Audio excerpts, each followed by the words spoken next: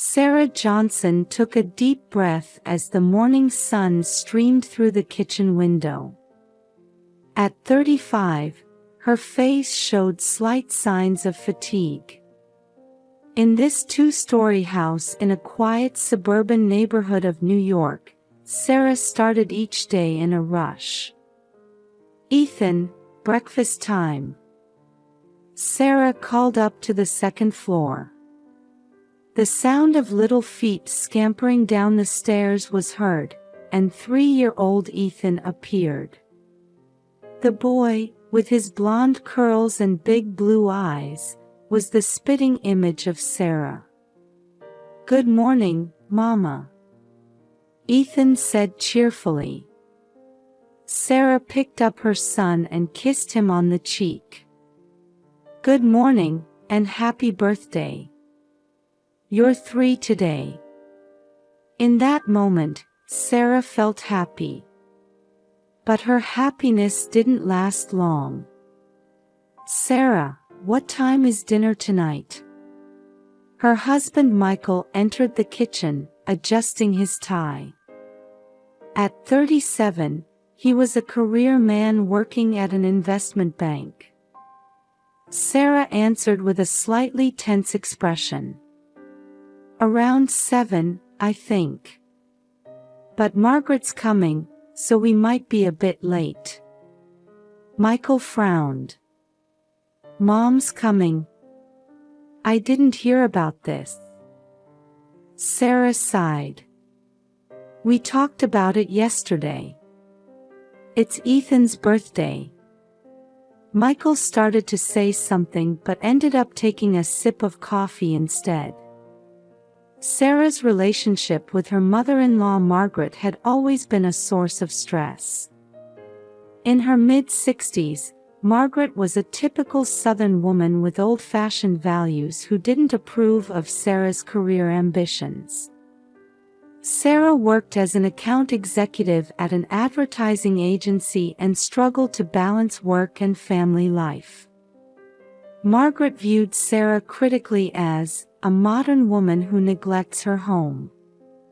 "Mama, is Grandma coming?" Ethan asked. Sarah smiled and answered, "Yes, Grandma's bringing you a present." Ethan was delighted, but anxiety swirled in Sarah's heart. Margaret's visits always brought unpredictable events. After finishing breakfast and sending Ethan off to daycare, Sarah headed to the office. As she drove, she thought about tonight's dinner. Satisfying Margaret while keeping family peace was always a difficult balancing act. Arriving at the office, Sarah immersed herself in work. However, tonight's dinner was always at the back of her mind. At 3 p.m., her cell phone rang. It was the daycare. "Mrs. Johnson, can you come pick up Ethan? It's his birthday today, right?" Sarah hurriedly looked at the clock. She had almost forgotten pickup time, absorbed in her work. "Yes, I'll be right there," she answered, rushing out of the office. After picking up Ethan and finishing some shopping, they returned home just after 5 p.m. As she prepared dinner, Sarah prayed that tonight would go well. At 6:30 p.m., the doorbell rang. Sarah took a deep breath and headed to the front door. Opening it, there stood Margaret. In her mid-60s, she wore a neat two-piece outfit with her permed hair neatly styled. "Good evening, Margaret," Sarah greeted with a smile. "Good evening, Sarah," Margaret answered with a slightly stiff expression. "Sorry I'm late. The traffic was terrible." Sarah ushered her mother-in-law into the house. "Don't worry about it. Dinner will be ready soon." As they entered the living room, Ethan came running. "Grandma." Margaret's expression softened. "Ethan, happy birthday. You're 3 already." She handed over a large package. "Here's your present." Ethan's eyes sparkled as he received the package. Seeing her son's joy, Sarah felt some of her tension ease. "Can I open it?" Ethan asked. Sarah hesitated a bit, but when Margaret said, "Of course," she gave permission. Ethan quickly tore off the wrapping and took out the contents. It was an intricately made wooden train set. "Wow! Amazing!" Ethan shouted with glee. Sarah was impressed too. "What a lovely present, Margaret." "Thank you." Margaret looked a bit proud. Old-fashioned toys are the best. None of that electronic gadgetry nowadays. Sarah was about to say something when Michael returned from work, so she held her tongue. "I'm home," Michael called from the entrance. "Welcome back, dear," Sarah answered.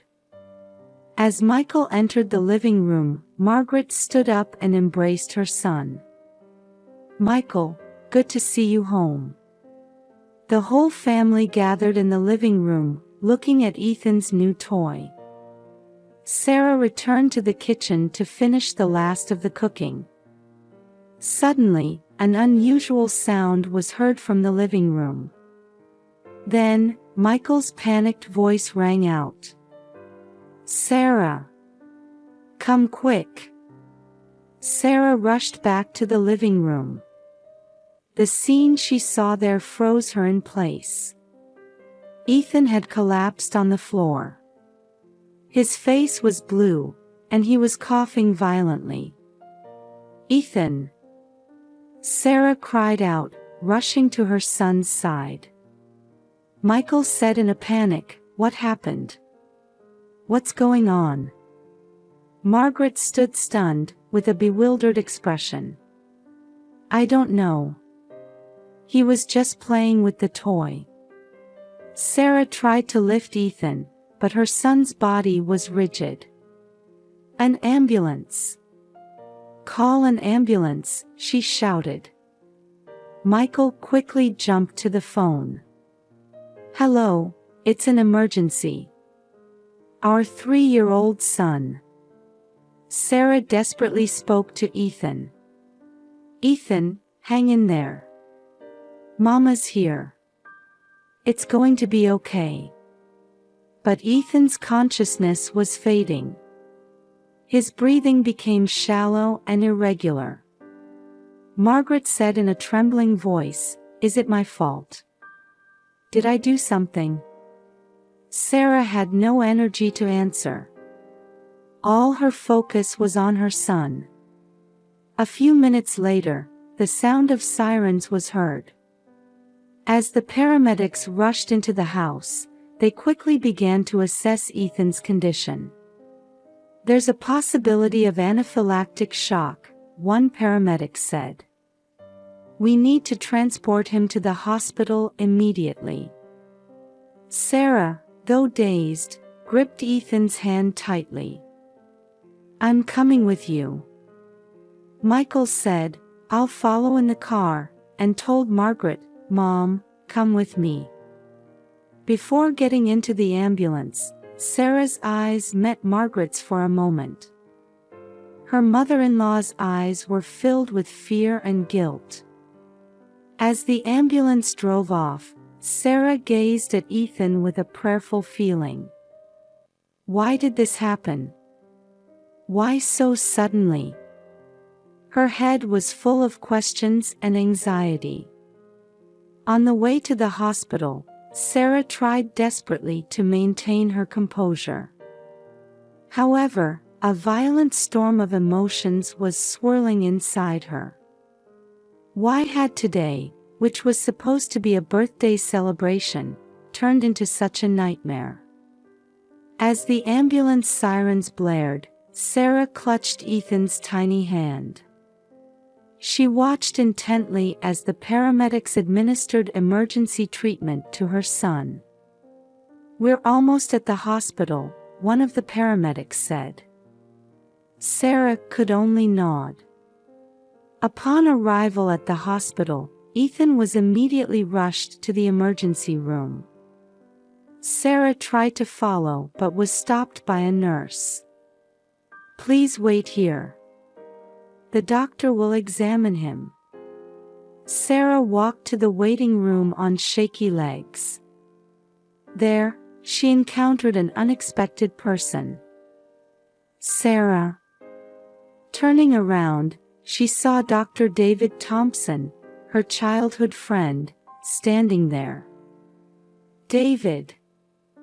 Sarah exclaimed, her voice a mix of surprise and relief. "What happened?" David asked with concern. Sarah explained the situation, tears welling up in her eyes. David listened intently with a serious expression and said, "I understand. I'll go check on him right away," before heading to the emergency room. Time seemed to pass excruciatingly slowly for Sarah. Eventually, Michael and Margaret arrived at the hospital. "How is he? How's Ethan?" Michael asked, out of breath. Sarah shook her head. "Still nothing." Just then, David came out of the treatment room. "Sarah, I need to talk to you." The three listened to David with tense expressions. "Ethan is stable now. However, we're not clear on the cause of his symptoms.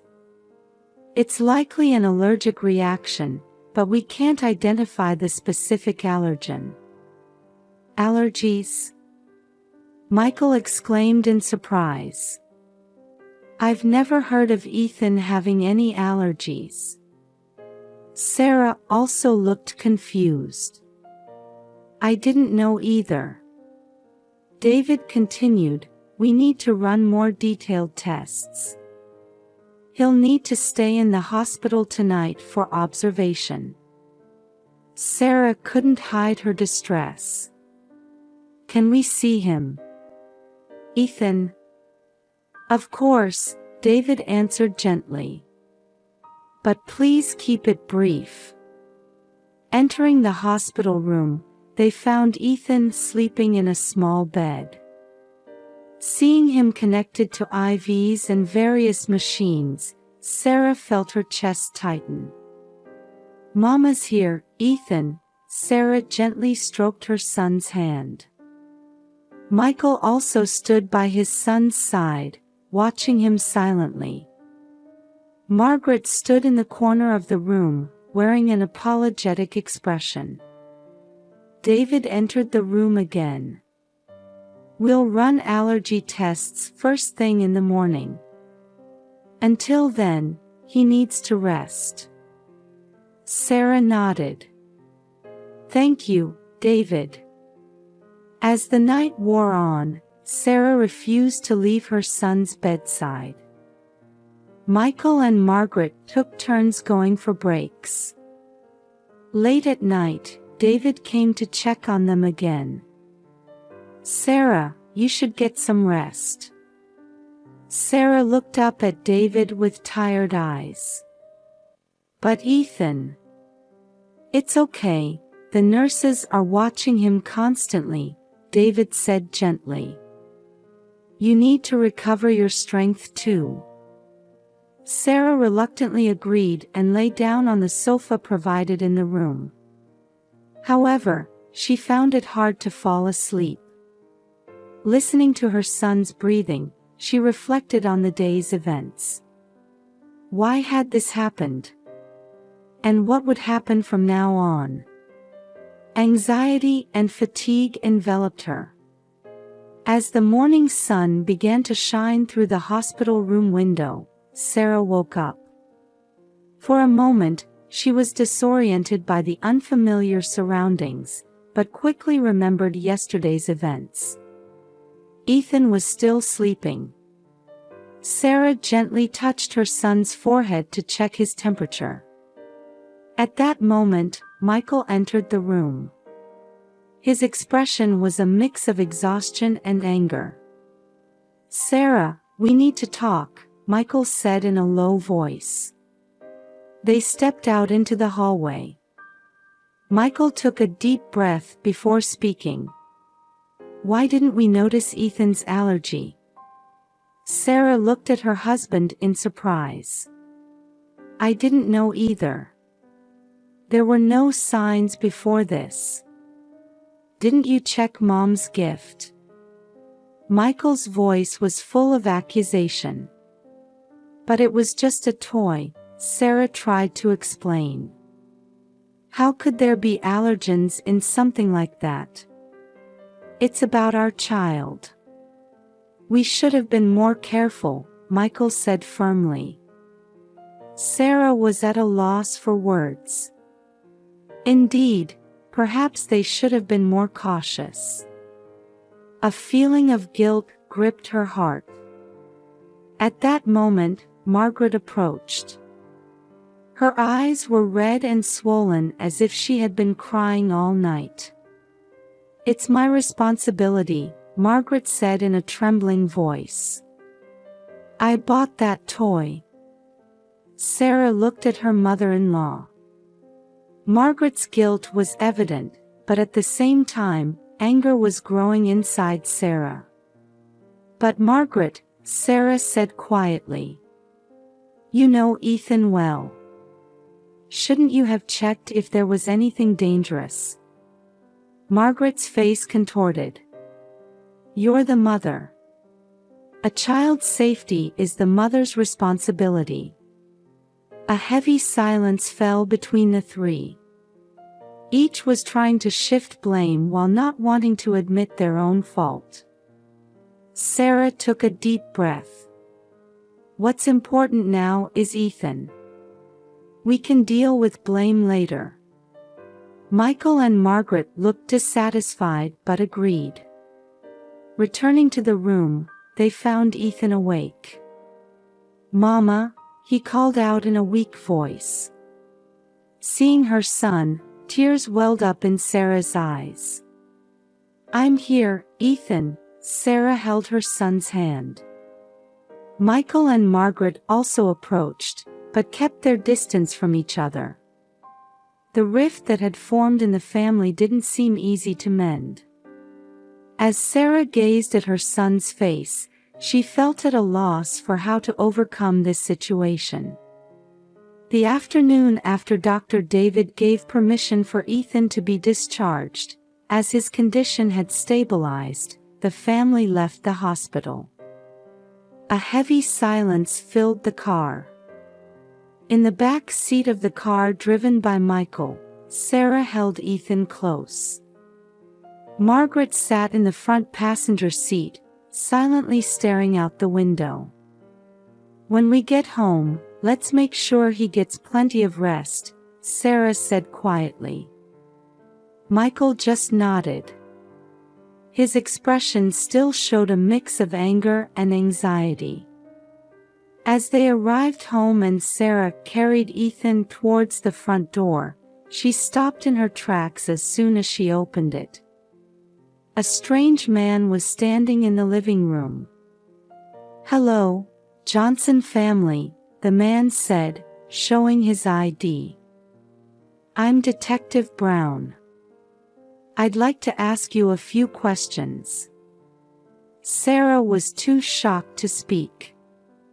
Michael stepped forward and asked, "What's this about?" Detective Brown carefully chose his words as he began to explain. "We received a report from the hospital. We need to investigate the cause of your child's injury." Sarah felt the blood drain from her face. "You don't mean, you suspect abuse?" The detective continued without changing his expression. We need to confirm the situation, including that possibility. Michael, barely containing his anger, said, "That's ridiculous. We cherish our child." Sarah, though shaken, sat on the sofa still holding Ethan. Margaret stood silently in a corner of the room. Detective Brown began asking questions politely but in detail. About Ethan's daily life, family relationships, and the events of the incident day. Sarah and Michael desperately tried to explain, but sometimes stumbled over their words due to confusion and fatigue. At that moment, the doorbell rang. "I'll get it," Margaret said softly, heading towards the door. Surprisingly, it was Dr. David standing there. "Hello," David said as he entered the room. "I came to check how things were going." Detective Brown frowned. "And you are?" David introduced himself and explained that he was Ethan's attending physician. He seemed to understand the situation when he noticed the detective's presence. "Detective," David said with a serious expression. Ethan's symptoms were clearly due to an allergic reaction. There are absolutely no signs of abuse. Detective Brown listened to David with interest.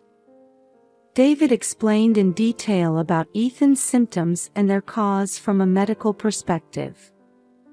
And, David continued, the test results show that Ethan has a rare wood allergy. It was probably triggered by the wooden toy he received as a birthday present. Sarah and Michael looked surprised.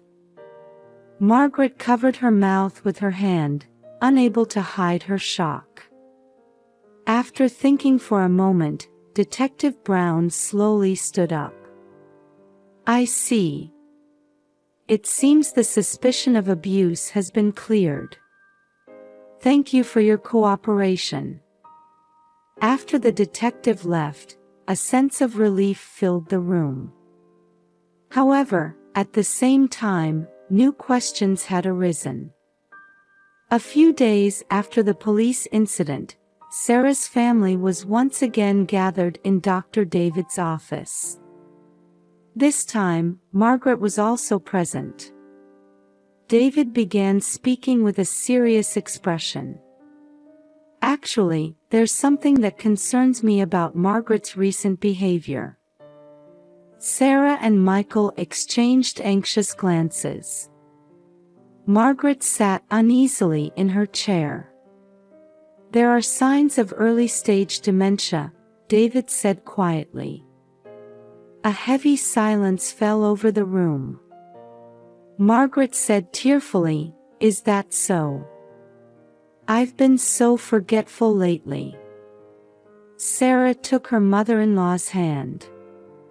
"Margaret," David continued, "it's likely that forgetting about Ethan's allergy was also due to these symptoms."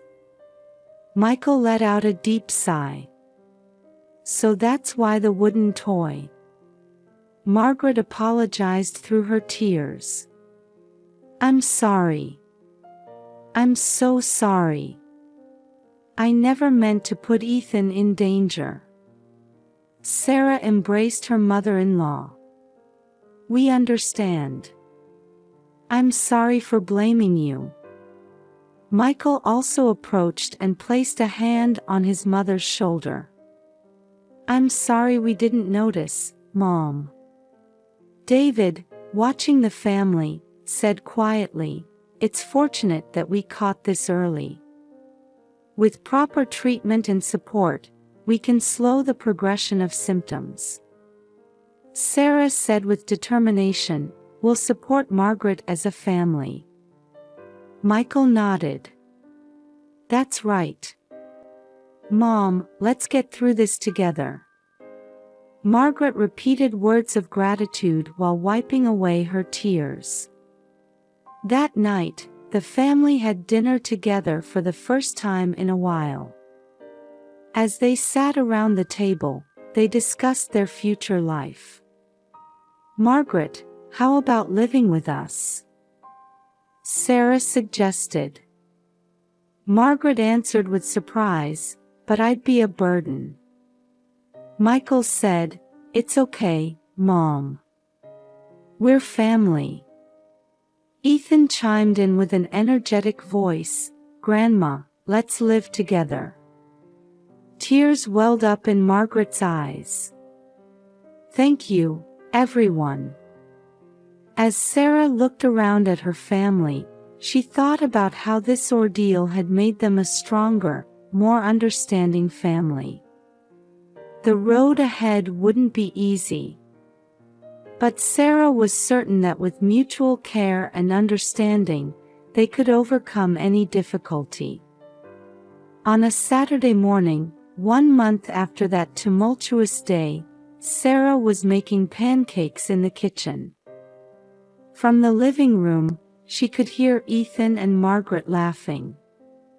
"Grandma, which color should we use next?" Ethan's cheerful voice rang out. "Let's see, how about blue?" Margaret answered gently. Sarah smiled as she transferred pancakes from the griddle to a plate. Since Margaret had moved in, the house had been filled with a warm atmosphere. Michael, while making coffee, came close to Sarah. "Mom seems to be doing well lately." Sarah nodded. "Yes, it's thanks to everyone working together to care for her." To slow the progression of Margaret's dementia, the family had created a schedule, incorporating medication management and cognitive training into their daily routine. Ethan, too, while enjoying time with his grandmother, naturally played a supporting role. "Breakfast is ready," Sarah called out, and Ethan came running. "Yay, pancakes!" Ethan's eyes sparkled. Seeing her son growing healthily without allergy concerns filled Sarah's chest with relief. Gentle smiles adorned the faces of the family gathered around the dining table. Having overcome difficulties and deepened their understanding of each other, their bond was now stronger than ever. As Sarah looked around at her family, she thought to herself, "This is our new normal. There are challenges, but we can overcome them together. Yes, this family would surely be all right." Sarah